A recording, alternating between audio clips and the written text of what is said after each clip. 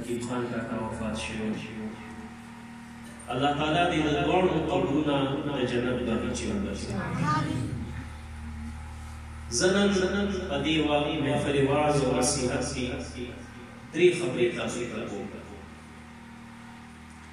او هغه درې خبرې په غور او فکر او د زړه په خوبونو باندې اورئ.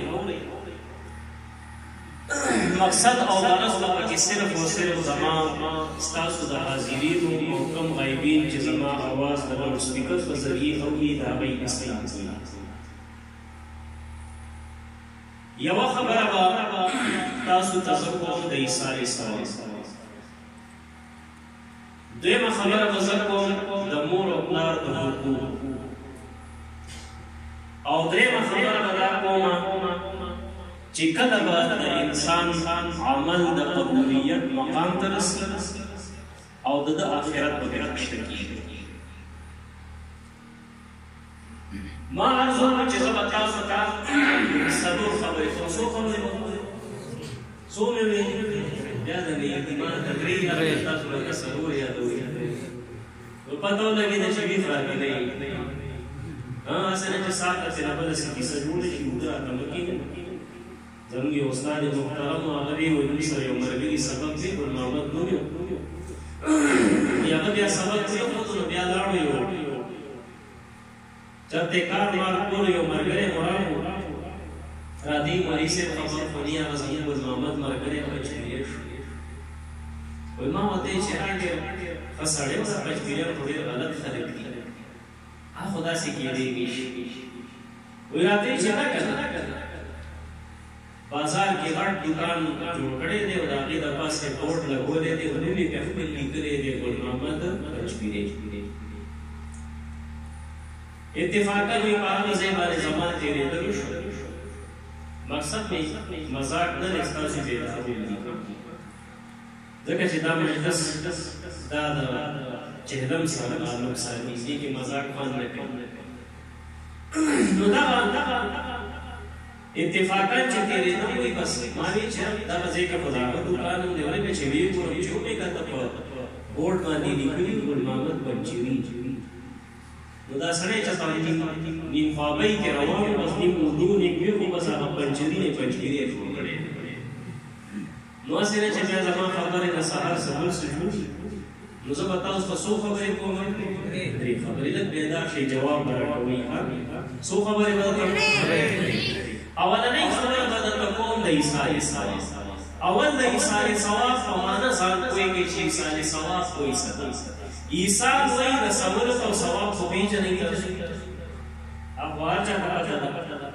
نو کله کله یو انسان په خپله عمل کوي او دی خپل د عمل ثواب په خپل ژوند باندې په خپله ځان نه مخکې عملنامې کوي.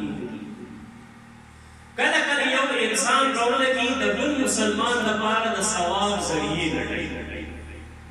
چې هغه ذریعې کله بدني عبادت کې وي کله مالي عبادت کې وي کله داسې وي چې د بدني او د مالي عبادت په دواړو نه جوړ. نو په شریعت مطهره کې د مالي یا د بدني یا د هر هغه عمل چې د نیکۍ عمل او د دې دواړو نه جوړي د هغې ثواب هغه مړو ته وربخل دي د عیسی علیه السلام. اوس به راشو وګورو چې آیا د نبي علیه السلام په دور کې داسې وو او که نه وو.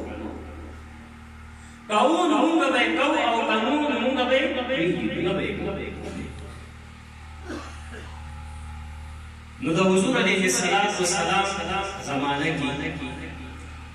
دو طریقو سره د مړي ته د خیر رسولو ذریعې وي. یو د خیر ذریعه مړي ته د رسولو هغه دعا او دویمه د خیر ذریعه مړي ته د رسولو هغه مالي یا بدني یا د دې دواړو نه جوړ یو عمل او همدغه رنګې دا صدقه وغیره دا خپل مړي ته مړي. نو د دعا ذکر په قرآن کې راغلی دی او په حدیثو کې راغلی. زما خبرې به له پوه سره وکړئ چې ستاسو ذهن کې کېږي او انشاءالله چې خبره کوم د حدیث نه به کوم د قرآن نه به کوم د کتاب نه به کوم بار زه به دا نه یم چې دا ما ویلي دي یا زما حبیب سے ویلی دی یا زما یو استاد ویلی زبردست دائم چې دا الله ویلی دی یا رسول الله صلی الله علیه وسلم ویلی دی دا پلان کی عالم په کتاب کې نو له خو دې په بيدا وایي خو خدای نه درځي کله کسان لا فون وزیر خیر دی اجازه کې درکې نو دا یاد ساتئ د دعا ذکر اول په قران کې دی الله تعالی قران مجید کې ارشاد فرمایي والذین جاءوا من بعدهم ها مهاجرین او انصار صحابه نوات چې کوم صحابه کرام راغلي یعنی د کبار صحابه نه پس صحابه صحابه دا چې هغه د هجرت نه مخکې ایمان وروړل پای کې سم مهاجرین او انصار دې صورت کې مخکې د هغه ذکر تیر شوی رب ذوالجلال فرمایي هغه صحابه کرام چې د مشران صحابه نه پس راغلل او رسول د هجرت نه ایمان نو دوی بچ کله دعاګانې کوستي الله فرمایي یقولون ربنا اغفر لنا دوی به ویل چې خدای پاک موږ وبخا ولإخواننا الذين سبقونا بالإيمان او زمونږ هغه وبخا چې زمونږ مخکې په ایمان تیر شوي دي رسول صحابه کرامو کا مخکینو صحابه کرامو کې څه کوله سبه نو پته ولګېده چې دا ژوندي به خپلو مړو ته څه کوي دعا به کوي او دا طریقه چا وښوده قرآن راته وښوده چا راته وښوده قرآن راته وښوده او د صحابه کرامو طریقې راته راشي حدیث مبارک وایي چې د خیر په ذریعو کې یو ذریعہ هغه دعا ده نو هغه دعا نبی علیہ السلام د هغې په باره کې څه فرمایي نبی علیہ السلام فرمایي والمیت فی القبر الا کالغریق المتغوص د مشکات شریف حدیث امام طبرانی په طبرانی شریف کې ذکر کړی والمیت فی القبر دا مړی په قبر کې نه دی الا کالغریق المتغوص مگر پشان دا هغه چا چې هغه غرقېږي او د بل نه مدد غوښتونکی وي کله چې یو انسان تسلیم کې راوکېږي نو دی خپله کوشش کوي چې یا چاته پړی ونیسم یا چاته یو بوټی ونیسم ځان بچم او چې کله څه وي نو دی بیا خلکو ته آوازونه کوي چې ما بچ کړئ د ډوبېدو نه چې ډوبېدو نه شم نو دلته د دې سیند په غاړه باندې دې ورکېدونکي ته دوه قسمه خلک پیدا کېږي څو قسمه دوه قسمه یو به هغه سړی وي چې هغه به فوراً څه انتظام کوي یا به کښتۍ ګوري یا که خپله دا ګذر یې خپله به دې سیند ته ټوپ کړي یا به پړی ورډوي کوي یو ذریعه به ګوري چې دا انسان د غرقېدلو نه بچي او یو به پکې داسې کمه کوي چې هغه به ورته وایي چې نه زه د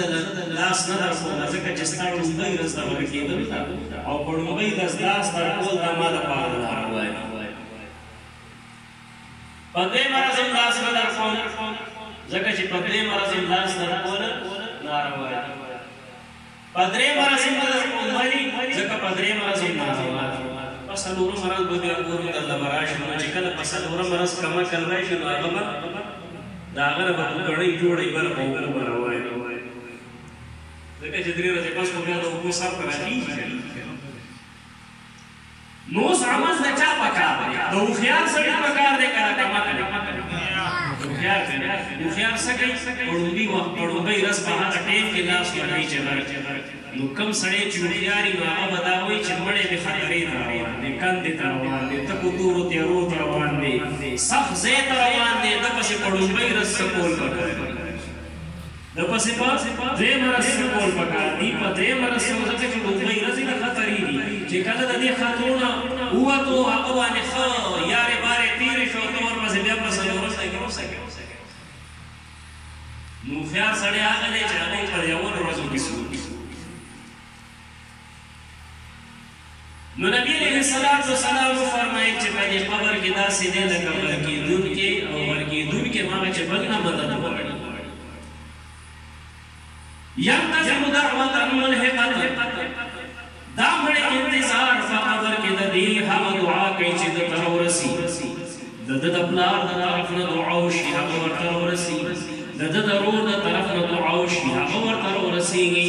د د دوست د طرف نه دعا وشي هغه ورته ورسیږي د ښځه مړوي د خاوند طرف نه د خاوند مړوي د ښځې د طرف نه د بچي د طرف نه د لور د طرف نه دعا ورته وشي چې خدایه زما پلار وبخه رور دعا وکړي خدایه زما رور وبخه دوست دعا وکړي خدایه زما دوست وبخه نو چې کله دغه دعا درته ورسیږي نبی علیه السلام فرمایي دغه دعا دته د دنیا وما فیها د هر څه نه غوره او بهتره وي یعنی د ټولو نه زیاته خوشحالي دته په دې دعا باندې حاصله شي بیا نبی علیه السلام فرمایي د دې مسلمانانو دا دعاګانې د غرونو په شکل باندې د دې مرده قبر ته ورداخلېږي د غرونو په شکل د نور او د رڼا غرونه وي د دې قبر ته داخلېږي دا خو په حدیث کې بل حدیث کې د تعلیم راغلی چې یاره دغه دعا ډېره زیاته ده دین نمبر د نفیسي هغه په مړي پسې ایصال ثواب دی که هغه مالی وي لکه موږ چې صدقه او خیرات که هغه بدني عبادت وي لکه سړی نفل وکړي تلاوت وکړي د هغې ثواب ورپسې ورسي نو هغه شریعت مطهره په رڼا کې د احادیثو برو کې به دا وګورو چې آیا دا صدقه دې مړي ته رسي که رسي د بخاری شریف او مسلم شریف حدیث حضرت عائشہ صدیقہ رضی اللہ تعالی عنہ فرمائی رسول اللہ صلی اللہ علیہ وسلم نے یو صحابی سڑے راوے ورته یا رسول اللہ ان زمادما مور چې کوم وان دا ناګهاني مرګ باندې وفات شو او زما دا یقین کدی ما سره د مرګ نه مخکې د وصیت څخه خبرې کړې نو دی به ما ته هم د صدقې وصیت چې بچیه زما پسې صدقه ورته یا رسول الله صلی الله علیه وسلم هل لها اجر ان تصدقت عنها اے دا الله پیغمبر زما مور ته به اجر ملاویږي که زه ورپسې صدقه وکړم نبی علیہ السلام ورته څه وایي نعم دا ورته ورسول نو دا نعم د نبی علیہ السلام فتوا شو دا د نبی علیہ السلام فتوا شو اوس د دې فتوی د پاسه د بل چا فتوا که څوک وایي چې نه رسېږي نو هغه خپله فتوا د نبی علیہ السلام د فتوی نه مضبوطه کړي هغه د دې نه هغه مضبوطه کړي که د نبی علیہ السلام فتوا څه وه چې او ورسېږي اوس دلته زه د نصیحت دې ځای کې یو نصیحت خبره کوم او دا صرف د اصلاح په غرض باندې چې ګورې دا یاد وساتئ یو صدقه جاریه ده یو صدقه وقتیه ده وقتي صدقه هغه دا ده چې تا ته څه خواښه کړي څه خلک راوغواړي فقیران د کلي محلې خلک او هغوی راشي هغه روغړي وکړي ثواب خپل مړي ته وکړي نو دغه صدقه دغه حدیث چې کوم ما بیان کړ د دې حدیث په شرح کې شارح د مسلم امام نووي رحمت الله علیه فرمایي په دغه ورځ باندې د دې صحابي مور وفات شوه په دغه ورځ باندې دغه مور وفات شوه او د نبی علیه السلام راغلی نو نبی علیه السلام وایي چې او وکړو د بیا په دې مونږ رسې په دې مور رسې خیرات سبحان الله اول ورځ ورپسې خیرات او خیرات هغه اوس یا دغه د خوراک سیمه تیار کړل او هغې سره دیر نمبر صدقه جاریه ده حضرت سعد رضی الله عنه نبی علیہ السلام افراد یا رسول الله صلی الله علیه وسلم مور دې وفات شوې ده صدقه ورپسې کوم کومه صدقه ورپسې کوم نبی علیہ السلام ورپسې د اوبو صدقه ورپسې وکړه نو هغه یو نبی علیہ السلام راوغوستو هغه په هغه ځای کې په هغه صدقې لاس وچت ای په دې صدقې لاس وچت هغه د نبی علیہ السلام او سیو فرمایي هذا لهم سعد دا صدقه د دې اوبو د سعد زموږ لپاره ده نو په هغې باندې نبی علیہ السلام لاس وچت چې کله لاس اوچت کړو دې نه پته ولګېده چې دا صدقه جاریه وه ځکه چې تر څو پورې هغه خلک هغې نه اوبه اخلي او دستونه پرې کوي هغه اوبه څکي نو تر څو پورې چې دغه کویې وي د دې ثواب به د سعد صاحب پورې رسي اوس بهتره صدقه ګورئ هغه صدقه جاریه ده نو اوس د نصیحت خبره درته دا خبره کوم چې کوشش دا کوئ چې تاسو صدقه جاریه وکړئ جماعت ته د قرآن مجید ضرورت دی قرآن مجیدونه جوړئ یو عالم لا دینی کتاب ضرورت دی دینی کتاب به واخلئ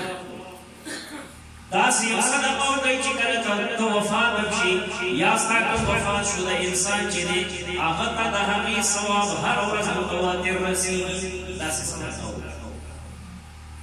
استاسو د جماعت دی دې جماعت کې چې د څه ضرورت دی استاد سره کېنئ ورته چې څه ضرورت دی یا د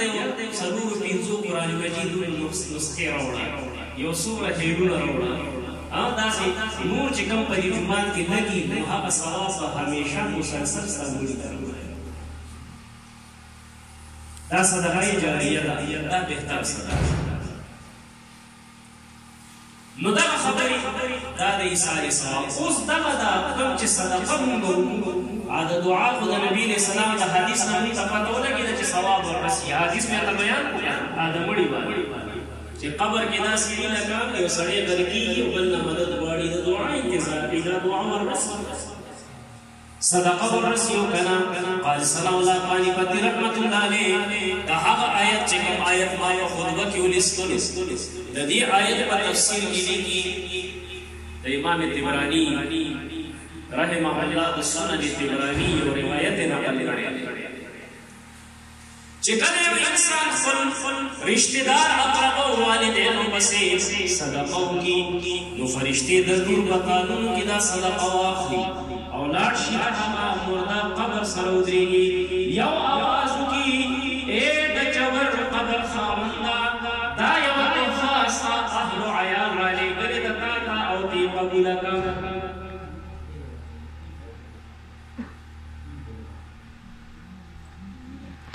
دغه ستا اهلو عیال تا دپاره دا صدقه رالېږلې ده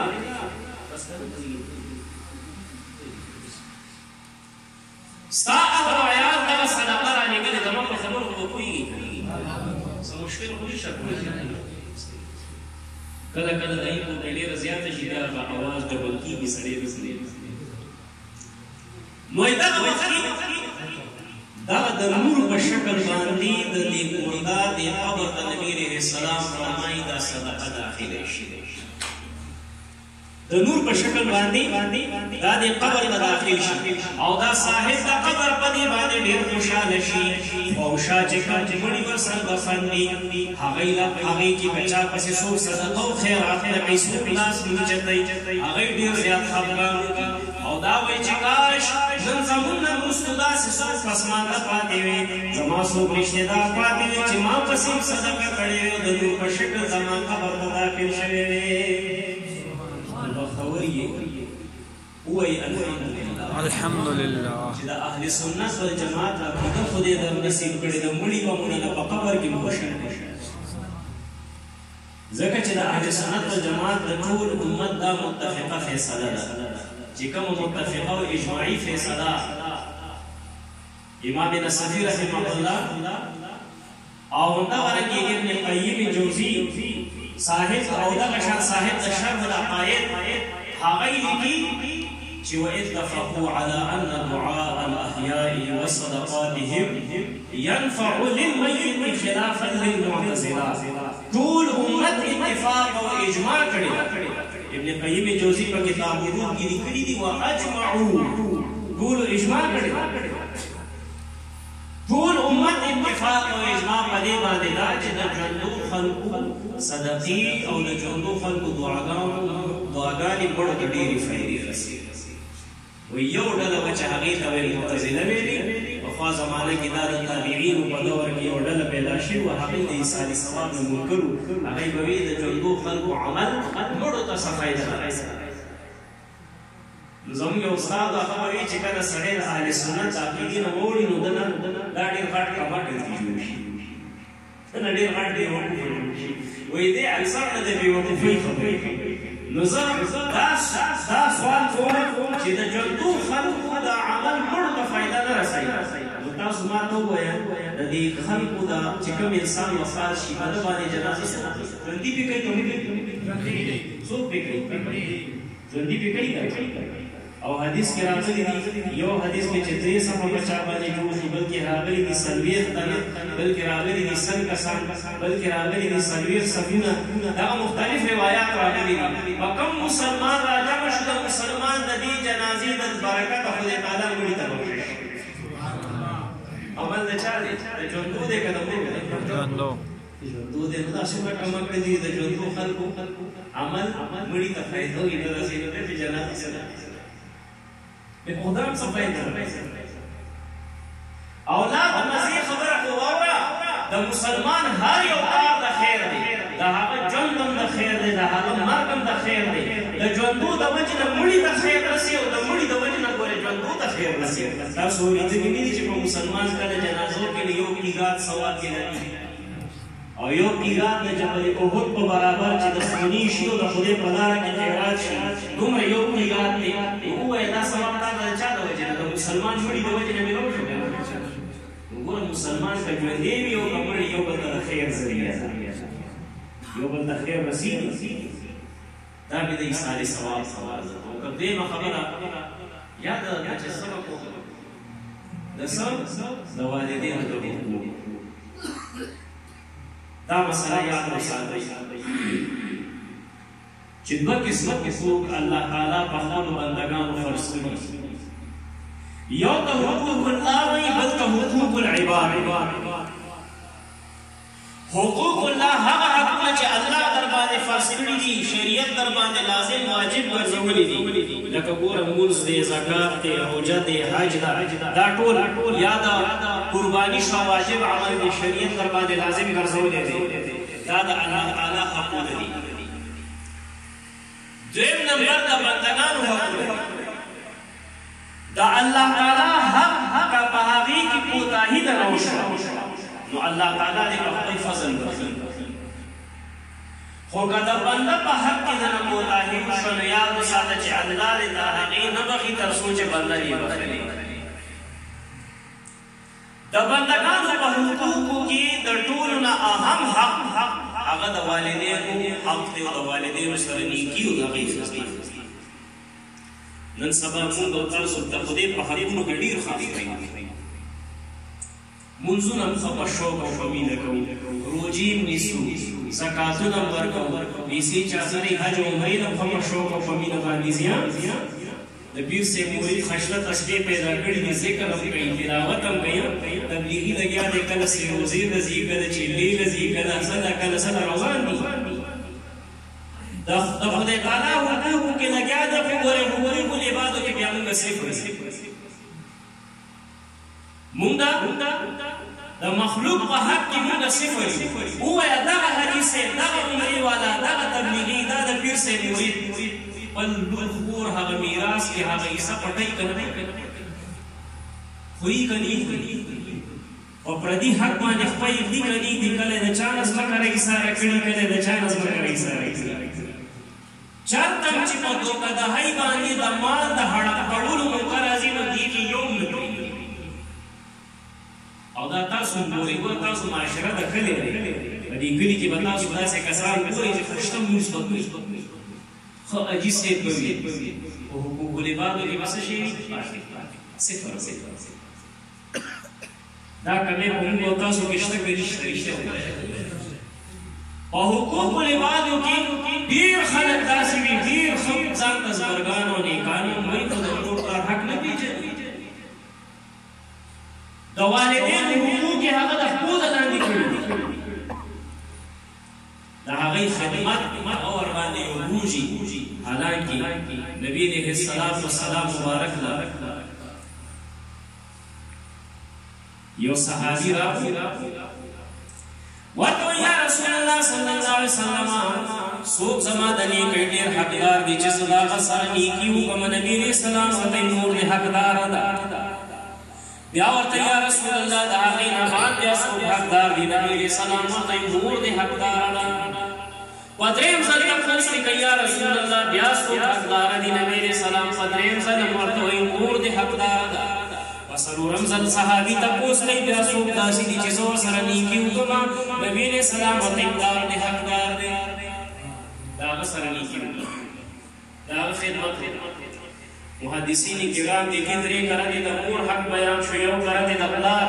د نبی اسلام خبري هغه جوامع الکلم جامع کلمات د هغه معجزه دا ولې نبی عليه السلام درې کړه د مور او یو کړه د پلار ولې پلار څخه کم نه دی هغه حق ډیر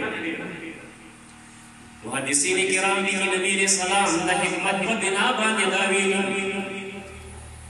مور درې قسمه تکلیفونه په خپل بچی باندې تیری یو هغه تکلیف چې کله دا مور په ګېډه کې بچی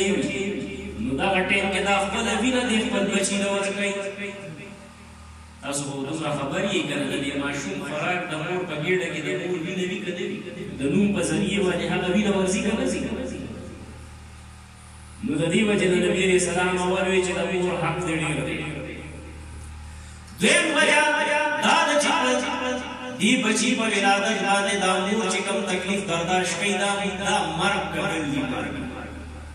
دا مور مرګ وي اور ډېر زنانه وفات شي کنه ولادت نو دا د ولادت سختی مور برداشت کوي اے نوجوانا نن چې خپل مور ته مخ راړي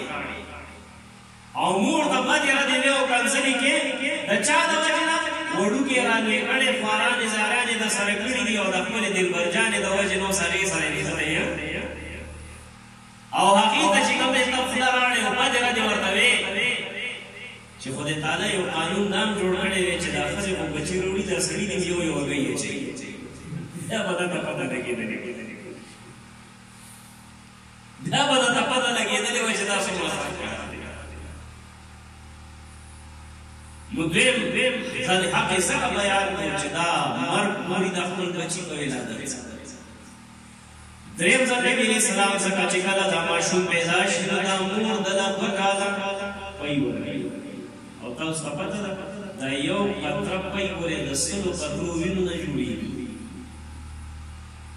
دا خپله وینه دله مور درکوي د هغې نه پی جوړېږي هغه دله درکوي لا د هغې نه علاوه چې کله وړوکې په دې یخنۍ په دې اوږدو شپو کې ته په کټ کې امتیازې به دې کولې مور به هغه لوند طرف خپل ځان ته کوو اوچ پیدا ته کوه به په لنده بستره وزه شوده وې په اوچه بستره باندې وده کې دا دومره قرباني به کوي د مور سره اوس چې ځوان راپاسي او مور ته لګیا وي بدې ردې وایي نو د ده نه غټ بدبخته بل شته وایي د موریانو قدر وکړئ څنګه چې کاري صاحب تاسو ته مسافر مولانا صاحب تاسو ته په خود هغه کې ویلي نظامت چې دا جنت ګورې د موریانو په قدمونو کې دی یعنې د دوی په خدمت کې دی که څوک دا غواړي چې ما ته د جنت حاصل شي یا د موریانو خدمت زموږ صاحب مبارک الله تعالی دې موږ صحت ورکړي آمین د خپل والدینو ډېر خدمت کړی نو زما منیا چې کومه هغې له به هفته کې یو کله د سلام سره نو چې کله به راغلو نو د خپل والدې لاسونه به یې ښکل او د هغې خپې او تلي به یې ښکلې نو هغې به ورته بچې تا له خدای ډېره لویه درجه درکړې ده ډېره لویه مرتبه هغه ورته وایي مور ستا د لاندې جنت دی زه جنت زه جنت چې د چا میندې ګورې قدرې همدغه پلار چې دی ګورې د پلار رضامندي د الله رضامندي ده نبي علیه السلام فرمایي رضا الرب فی رضا الوالد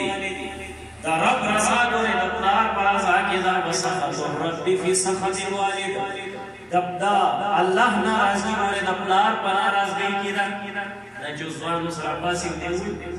چې بس پوهېږي صاف عقل کار نه کوي پلار ته وایي ته لیونی شوې نو نبی علیه السلام څلورم ځل د پلار هغه حق بیان کړو ولې ځکه چې ماشوم کله د بیو نه خلاص شي د دې نه پس دی روټۍ خوري که نه روټۍ خوري که نه دا رزق ولې څوک ګټي پلار ورپسې سروالې بروالې ګرځي هغه یو ځای نه پرېږدي یو مزدوري یو خواري نه پرېږدي تا دپاره زما دپاره پلارانو خواریانې او محنتونه کړي دي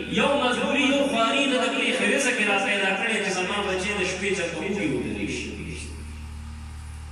نو ووایه د مور او پلار څومره عظیمه درجه ده نو که د چا مور او پلار یې رضا یې کوي خدمت یې کوئ که د چا نه خفه وي نو اوس هم در سره وخت شته پورې خوشحاله یې کوي رضا یې کوي معافي دې وغواړئ که ته دا خبره ځان ته مخې ته وایې چې مړه زما پلار ظلم کوي زما مور ظلم کوي زیاتې کوي نو ستا دا خبره ګوره د خدای په در کې حجت نه دی ښه دغه دنیا کې که مور او پلار ته راځئ او هغوی در سره زیاتې کړې وه د هغوی معامله د خدای پوه شو هغوی خو ته خپل ځان ته لاره سمه لاره صفا کړه دې دنیا کې هغوی رضا کړه که د چا د چا پلار ناراضه کړي وي نو هغه به صبر نو یو لارې د حدیث د دوی خدمت او یو د دې امت د مذهب حنفي د یو عظیم امام یو قول درته پیش کوم یو طریقه درته ښیم هغه طریقه خپله کوي انشاءالله العزیز د مرګ نه پس به د والدین په دې رضا کړي نبی علیه الصلاة والسلام مبارک صحابي حضرت مالک ابن ربیعہ ساعدی رضی اللہ تعالی عنہ یہ فرمائی نبی علیہ السلام سره ناستو یو صحابي راغی ورته یې د الله پیغمبر آیا د مرګ نه پس زما د والدینو څه حقوق په ما باندې باقي پاتې دي او که نه کوي چې هغه نیکي خپل مور او پلار سره وکړم د مرګ نه پس نبي علیه السلام ورته یې لومبی حق یې دا دی چې په دوی باندې د جنازې لمونځ وکړه د جنازې لمونځ د والدینو په تا باندې حق دی دویم نمبر دا چې دوی لپاره د مغفرت دعاګانې غواړه په دې نه سوالونه کوه دعاګانې غواړي دریم نمبر دا چې که چېرې هغوی چا سره یو واده کړي وي او د مرګ د وجې نه نیمګړې پاتې شوي وي هغه واده وله پوره کړه څلورم حق یې دا دی چې څومره ستا د والدینو رشتې داران دي د هغوی سره رشته قایم وساته رشته ورسره مه پرېږده نن سبا پورې موږ په زره زره خبرو رشتې پرېږدو یو خو یو شرعي وجه وي چې د هغې د وجې نه ته رشته پرېږدي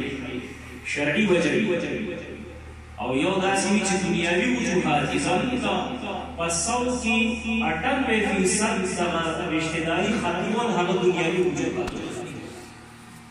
یو 2% بچت د دین د وجې 98% موږ د دنیا د وجې نه رشتې پرېږدي او رشتهداري پرېږدول دا عظیم دی نبی علیہ السلام فرمایي د مسلم شریف حدیث چې کله الله تعالی دا رحیم پیدا چې موږ ورته رشتهداري وکړو صله رحمي ورکوو دا صله رحمي چې خدای تعالی پیدا کړه خپل ځان ته یې وکړله دا صله رحمي الله تعالی ته ګویا شو ربه زما صحه الله ورته وایي چې ما ستا دغه نوم د خپل نوم نه راویستی دی د رحمان رحیم د څه نه جوړ دی د رحمان ما د خپل نوم نه راویستی څوک چې تا پالي د خپل ځان سره به یوځای کړم او څوک چې تا پرېږدي د ځان نه نو که څوک خدای سره ځان یوځای کول غواړي هغه د صله رحمۍ باندې لاړ شي خپلو رشتهدارانو سره یې صله رحمي کوي رشتهداري دې پالي دنیايي وجوهاتو باندې دي هغه د رشتې نه پرېږدي او که دیني وجه وي لکه یو رشتهدار دی کافر دی د کفر د وجې نه تا ورسره رشته پرې کړې ده یو بدمذهبه دی د بدمذهبۍ د وجې نه هغه تا هغه سره رشته پرې کړې ده نو دغه شان نبي علیه السلام او صحابو مکه کې څومره رشتهداران کېږي څه دا خاطره دین ته خاطره اصل دنیاوي وجوهات ټول دیني وجه نو نبی علیہ السلام هغه ته وایي چې څومره رشتهداران دي د والدینو سره رشته بل حق یې دا دی چې ستا د پلار یا د مور چې کوم دوستان دي یا د مور د سهیلیانې دي هغوی سره هغه دوستي او هغوی سره د هغوی اکرام او د هغوی عزت خپل زړه کې وساته اکرام او عزت یې کوه نبی علیہ السلام ته د بیبي خدیجې سهیلیانو عزت کور کې به چې څه پاخه شول که نه بیبي عایشه رضی الله عنها فرمایي نبی علیہ السلام وویل دا د خدیجې سهیلیانو کړولې عبدالله بن عمر رضی الله عنه هغه را روان دی عبدالله بن دینار رحمت الله علیه فرمایي نو یو کس را روان هغه ورته وایي چې ابن عمر ستا پلار خو زما د پلار دوست دی د خپل هغه خر نه راکوز شو هغه یې په خر کېښود او خپل پټکې یې ورته وسلو نو دا عبدالله بن دینار صاحب وایي ما ورته وایي چې قربان صاحب خو د اعرابو خلک دي په مطبق سیزونو باندې خوشحالېږي بس په هغې دې کېنولو لږ راحت یې ورته ورکړو دومره ونه ډېر او پټکې یې ورته سره تصورو وایي ما د نبي علیه السلام نه اورېدلي دي چې ډېر برخه نیکي کوونکی هغه انسان دی چې د پلار د دوست سره نیکي او د دې سړي پلار زما د پلار دوست نو د دې وجه نه چې کوم دی زه ورسره دغه نیکي وینم نو د هغه د دوستانو اکرام او عزت کول دا د والدینو او دا مې دویمه خبره ده په د چا باره کې د والدینو حقوق وپېژنئ د مور او پلار حق وپېژنئ دې دنیا کې قدر وکړئ امام محمد رحمت الله علیه فرمایي که د چا نه والدین خفه کړي وي دی د هرې جمعې په ورځ باندې یا هر ورځ د یو روټین جوړ کړي د والدینو قبر د دې آیت الفاتحه وایي دعا د مغفرت ورته کوي دا سوال نه کوي چې خدای په دې قبر کې دغه قبر ورته د جنت باغچه کړي کېدای شي دی په یو سوال کې راګیري د زوی په دعا یې خدای وکړي او دې دا مشکل نه آزاد شو چې کله یو سړی د مشکل نه آزاد شي هغه خوشاله وي که خفه وي نو په قبر کې به ترې خوشاله شي وګوره د مور او پلار قبرونو ته دا تګ راتګ مه پرېږدئ او داسې مه کوئ چې بس بیخي هغه سلی ولرئ دا تګ راتګ کوئ تاسو ګوره حدیث مبارک اورېدلی دی چې د مور یا د پلار مخ ته چې سړی په نظر د محبت وګوري نو د قبول شوي حج او د عمرې ثواب ورته ملوي دا مو اورېدلی دی عبدالحی لکھنوي دغه مجموعة الفتاوا کې دا حدیث نقل کړی او دې روایت کې نن هغه زیادت د نور روایات راوستې دي هغه فرمایي چې یو کس سوال وکړ رسول الله صلی الله علیه وسلم یا رسول الله چې کله والدین ژوندي وي په محبت ورته وګورم د قبول شوي حج او د عمرې ثواب ملویږي که دوی وفات شوي وي نو بیا به څه کوو نبي علیه السلام ورته وفرمایل چې د جمعې په ورځ د هغوی قبر ته ځئ هلته ورته دعا کوئ خدای به د هغه ثواب درکوي وګوره د قبول شوي حج او د عمرې ثواب خدای تعالی په دې کې درکوي نو د والدینو ډېر زیات حق دی که په هغه حقوقو کې لګیا شو وخت به تېر شو په هغه نه ختمېږي د خپل مور او پلار قدر وپېژنئ که د چا سره وي ژوندي وي غنیمت یې وګڼئ دعاګانې ترې واخلئ خدمت یې وکړئ که د چا وفات شوي وي نو ګورئ د هغوی قبر ته ځئ دعاګانې ورته کوئ هغوی دپاره صدقې کوئ مغفرت دعاګانې کوئ دا به د هغوی د خوشحالۍ ځای وي آخره کې یو نصیحتي خبره هغه دا چې زما او ستا د عمل به څنګه د قبولیت درجې ته ورسي نو دا یاد وساته که کله زموږ په نیکو اعمالو کې د الله تعالی یره پیدا شوه او زړه کې زموږ د خلوص او نیت کې زموږ اخلاص پیدا شو نو هغه عمل ډایرکټ د قبولیت مقام ته رسي او که کله عمل زموږ د اخلاص خلاف او نیت کې زموږ خلوص نه و د الله یره په موږ کې نه و زموږ عمل به داسې وي چې ګډ کله چې کله خدای تعالی د یوې نه یو نیک عمل کې هغې کې به پخپله ستا توجه برابرېږي ګوره موږ او تاسو لمونځونه کوو زموږ په لمونځونو کې توجه شته توجه شته زموږ په لمونځونو کې نشته دا څه وجه ده زموږ په زړونو کې د الله یره نشته خوف نشته چې کله په زړه کې خوف راشي که نه نو په عمل کې پخلی یو عمل هم انسان ته ګران دی خو خوف او یره نشته د هغې د وجې نه په عمل کې اخلاص نشته بعضې سړی هغه په عمل د خدای تعالی د عذاب نه ځان خلاصوي او بعضې انسان د عمل نه ځان خلاصوي نو عمل نه ځان مه خلاصوه ځان پرې خلاصوه د دنیا اعمال به تا کړي وي خو یاد وساته چې خلوص او اخلاص پکې نه وي د خدای د یاري نه وي نو څه ناڅه کمې وي شی به راځي لکه څنګه چې مولانا روم رحمت الله علیه په مثنوي شریف کې لیکي وایي یو سړی په لاره باندې روان نو په لاره کې یوه تیله وکته د تیلې د پاسه یې لیکلي وو که دې پوله وکړه نو پښیمانه به نو دا انسان چې کله د یو کار نه مني کې که نه د ده حرس ټول سیوا شي چې هغه دا وکړه دې کې به څه چلي نو هغه حرس سیوا شي هغه اوچت په چت دې تیله کې څه دي که نه پوله ومه نو پښیمانه کېږي دې کې بس ډېر قیمتي څیز دي الانسان حریص فیما منع د سړی چې منې کوم هغه کوي که اوس مې یو کس کوي چې ګورې کار به نه ګوري ټول به ورپسې ورځي چې دا څه چل شوی دی دا څه نو دا چې کوم کار نه منې کوي نو هغه به پخپله راځي دې جومات کې اوس میلاد شریف دی که نه اعلان به ورته فضل الله صاحب کړی وي د ملګرو دوستانو به تاسو ګورئ څومره خلک راغلي خو که اوس په دې منبر باندې مه ووایي چې ګورې جومات ته مه ځئ جومات ته میلو راغلی دی نو دا ټول به جومات ته رامړ لګي دا میلو کوم څه شي ورګه چې دا نو کوم څیز نه چې منې کې هغې ته ځي او چې د کوم ورته وې هغې د نسي الټه کړه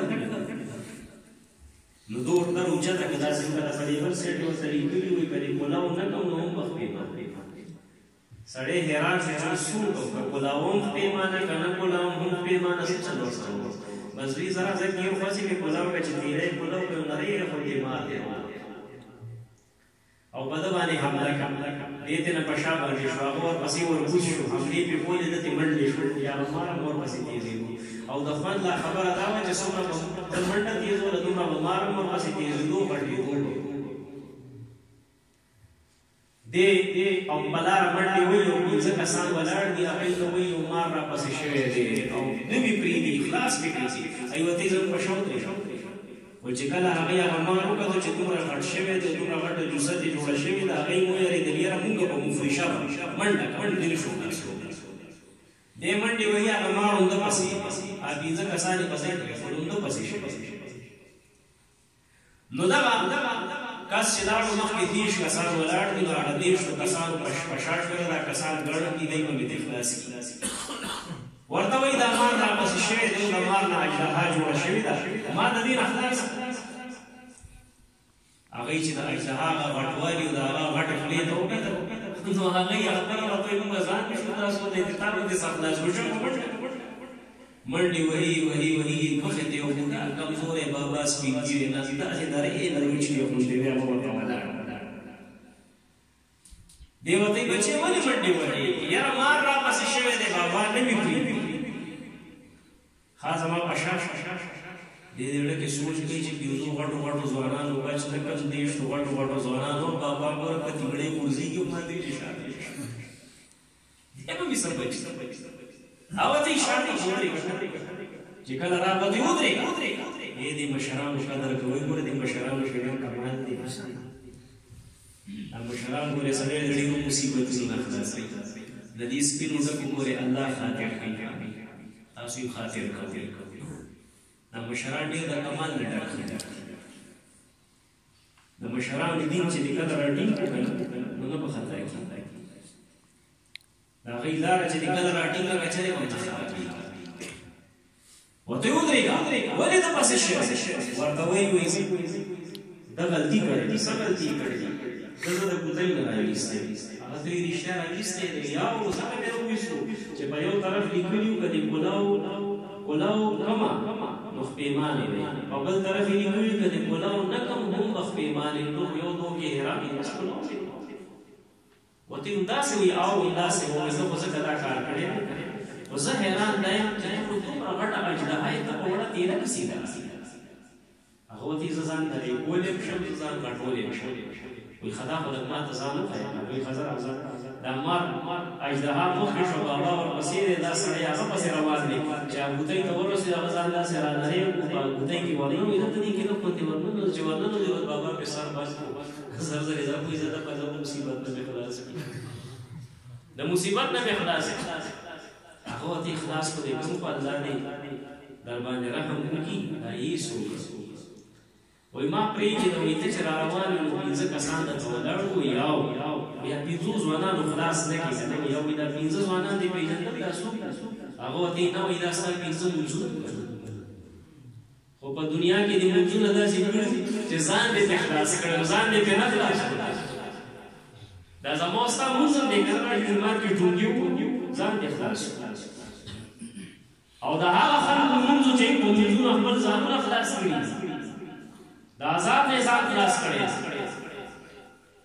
نو یې هغې ځکه خلاص کړي چې ستا مونځ د خدای د یرې او اخلاص پکې خلاص نو عمل هله قبولتیا ته رسي چې کله د خدای د یرې کې او په هغې کې اخلاصي که کله د خدای یره پیدا شو مړه کې بیا به ته د سهار لمونځ هر ښه وختي پاسې او هرې ژبې له بازار رسې او هر لمونځ به ښه په وخت باندې کې خو دا مونږ کې یره نشته د خدای تعالی ځکه مونږ په دې عملونو کې سست دویم نمبر وایي دېرش کسان چې کتلي وایي وایي هغې خلاص نه کړي هغه ځوانان وایي نه وایي هغه دې پېژنده څوک وایي نه مې پېژندل بابا وایي هغه دې دېرش روژې وي خو ستا روژې دومره کمزورې وي چې هغه روژو ته خلاص نه کړي نو زموږ خو ستاسو روژې همداسې دي که نه دا د جلد د اوړي دا غټې غټې روژې په څه باندې تېروي خو یا چا کریم بورډ لګولي چا تاشونه لګولي چا چې کوم دی خپل ځان ته ټیویانو باندې څوک په کرکټونو څوک په څه مریضونو باندې دغه روژه تېروي نو ووایه دا روژه د موت اخلاص دا کوم سړی چې وایي چې په عمل باندې به خلاصېږو نو عمل خو داسې کړی چې خلاص وکړي عمل به خلاص شي ما عمل خلاصېدل راغلي دي خو هغسې عمل خو جوړ کسان لري عمل نو د دوو علمو نه دی او د هغې بې ډېرې غټې غټې کوم چې په دې خپل عمل باندې به خلاص شي څنګه به خلاص شي ورته وایي ته څوک وایي ای بچیه یاد کړه یو ورځ په خپل کور کې ناست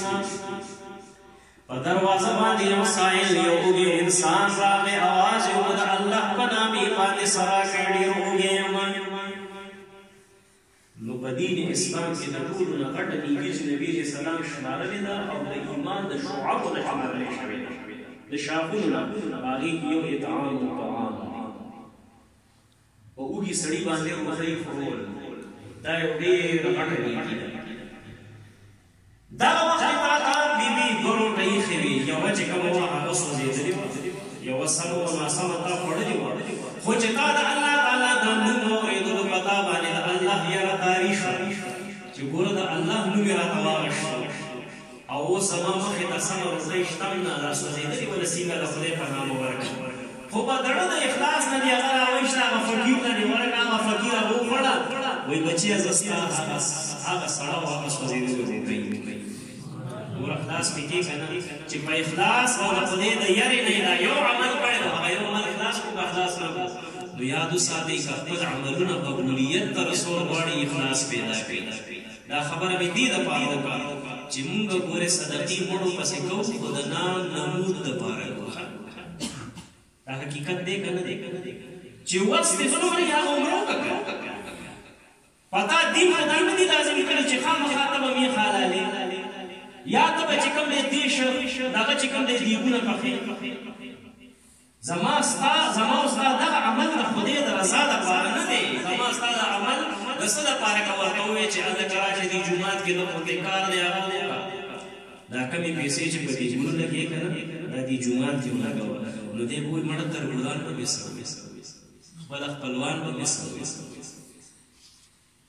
نو ته خدای رضا کې او که تربردان رضا کې خپل خپلوان او کلیوال رضا کې الله رضا کې نو چې الله رضا کې نو که دغه عمل هم کې د اخلاص نه یو که دا عمل هم ګورې د خدای په در کې قبلېږي داسې نه ده چې دا دیګونه دې پاخه کړل نو دا عباس سنت دا هم قبلېږي دا هم ستا هغه مړي ته خیر رسېږي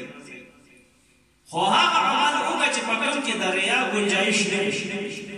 د ریاکارۍ ګنجایش نه وي هغه عمل وکړه نو الله تعالی به د قبولیت درجې ته ورسوي الله تبارک وتعالی دې دغه کوم ځای صدقات هدایت سے کفایت سے کړي خپل والدین خپل بابا پسې یا د هغه هغه تربور چې کوم یتیم خان بابا وفات شوی الله تعالی دې دا اخلاص سره په خپل در کې وکړي آمین مونږ کمزور یو یا رب العالمین ته زموږ د مات ګډ عمل په ډېر سره قبول کړي آمین او خدای تعالی دې کامل اجر او ثواب د هغوی روح ته ورسوي الله تعالی دې د هغوی د گناهونو د مغفرت او د درجاتو د بلندۍ سبب وګرځوي واخر دعوانا الحمد لله